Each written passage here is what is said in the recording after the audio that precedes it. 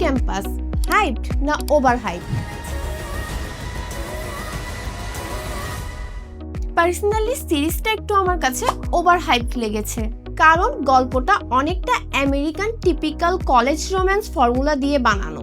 এখানে আপনি পাবেন একটি শান্ত ইন্ট্রোভার্ট টাইপসের মেয়ে যার একটা বেস্ট ফ্রেন্ড থাকবে যে অনেক বেশি এক্সট্রোভার্ট এবং বোল্ড, আর হিরো হলো এমন একজন পার্সন যার উপর ক্যাম্পাসের সব মেয়ে ক্রাশ খায়, কিন্তু আমাদের হিরোইন তাকে একদমই পাত্তা দেয় না।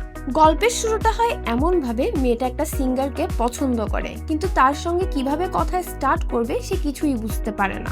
অন্যদিকে আমাদের মেইন লিড হলো একজন কলেজ অ্যাথলিট। একটা সাবজেক্টে ভালো করার জন্য সে মেয়েটার কাছে একটা সাবজেক্টে হেল্প চাই। পরবর্তীতে দুইজনের মধ্যে একটা ডিল হয় যে একজন শিখাবে কিভাবে ক্লাসের সাথে কথা বলতে হয় আর আরেকজন শিখাবে কিভাবে সাবজেক্টে পাস করতে হয়। এভাবেই ধীরে ধীরে তাদের মধ্যে বন্ধুত্ব, কেমিস্ট্রি আর রোম্যান্স তৈরি হতে শুরু করে। তবে দুইজনের মধ্যে কিছু অতীতের ট্রমা আর ব্যক্তিগত সমস্যার কারণে সম্পর্কটা এত সহজে আগায় না। সেখান থেকেই আসে সিরিজের ড্রামা আর ইমোশন।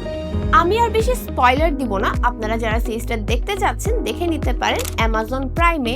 টিনেজারদের মধ্যে সিরিজটা অনেক বেশি পপুলার হয়েছে, কিন্তু আমি এটিকে রেটিং এ দিব 10 এর মধ্যে 7.5। 10 এর মধ্যে আপনি কত দিতে চাচ্ছেন কমেন্টের মাধ্যমে অবশ্যই জানাবেন।